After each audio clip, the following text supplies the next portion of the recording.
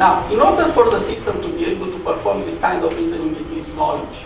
There are two types of knowledge. One is represented as an ontology, represents a kind of concepts, represents the objects from the application domain, and the other are reasoning rules. These are rules that say if you have this type of problem, and some conditions are satisfied, and this condition could be very complex, then you can solve this problem by breaking it into a simpler problem, or into several simpler problems.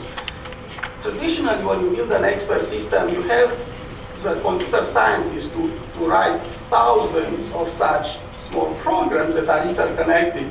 The disciple learns these rules from a specific example, from the expert showing how she will solve that particular problem. So just to give you an idea about how the system learns, in this domain where it's assessing whether Al-Qaeda has nuclear weapons, one possibility is that we want to assess whether there are states with nuclear weapons that may be willing to sell nuclear weapons to Al-Qaeda. So how I am teaching the system? I am the expert analyst. I'm saying, well, let's see, what would be a nuclear state? North Korea. What might be the reasons for North Korea to sell nuclear weapons to Al-Qaeda? Well, one of them is they need money. Another is that the United States is perceived as a common enemy. So let's consider each reason in turn. Well, how good needing money is as a reason to sell nuclear weapons to Al-Qaeda? Well, we have to look at good consequences and bad consequences. The good consequences is we get some money, but the bad is that we could be discovered, and then I'm not talking only about, let's say, financial,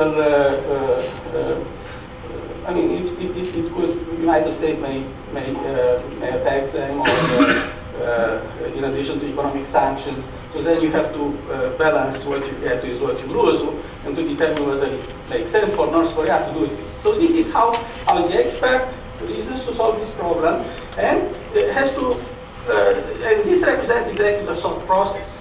What the system does is that from each such reasoning step, I want to assess whether there are nuclear states that may be willing to sell nuclear weapons to Al-Qaeda. Which is a nuclear state? North Korea. So I want to assess whether North Korea may be willing to sell. The system learns a general reasoning rule. It generalizes this particular instance and then applies it immediately and say, well, it considers also France and India and other states automatically. And now the experts say, no, France will not sell nuclear weapons to Al-Qaeda because it perceives Al-Qaeda as an enemy. At this point, the system refines the rule and adds some except-when conditions in deciding what states to consider, and I haven't included, but will no longer consider France. However, will also no longer consider United States or Israel or United Kingdom as potential sellers. So that was how you teach the agent, how it learns. Now, how the agent tutors.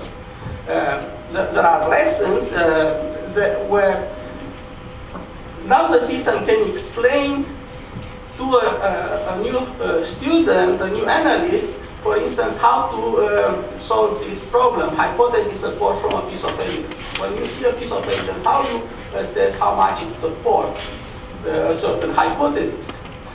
And the lesson has an abstract part. It presents in general how you solve this problem, and then it has an illustration of these problem-solving strategies in a particular domain. In this case would be a domain related to terrorism and Al-Qaeda, but these illustrations are generated automatically from the knowledge base. So now if I have another knowledge base related to drug trafficking, for instance, the system will automatically generate illustrations from drug trafficking. And there are also lessons on important concepts in intelligence analysis, on credibility, veracity, and so on. And we work with really the best experts in the field, such as Professor David Sham from George Mason University. And this system also was trained how to generate test questions. So you as a professor will provide an example of a test question, and and what answer you provide when you receive a correct answer or an incorrect answer. And it will generalize and will be able now to generate many such test questions to the students. So very briefly, in 1 minute about center of gravity analysis is another application. Center of gravity was a concept introduced by Clausewitz many years ago.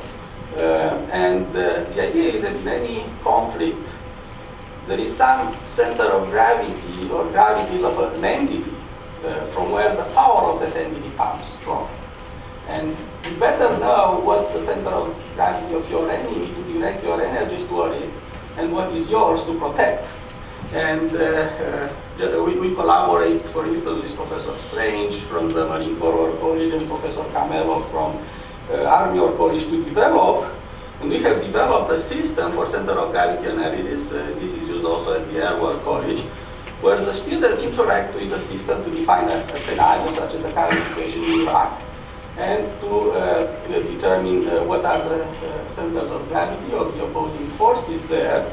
And the system helps the student to define the scenario and then perform the analysis, and the student can look at the analysis, and in doing so, it also learns a systematic approach of how to perform this analysis.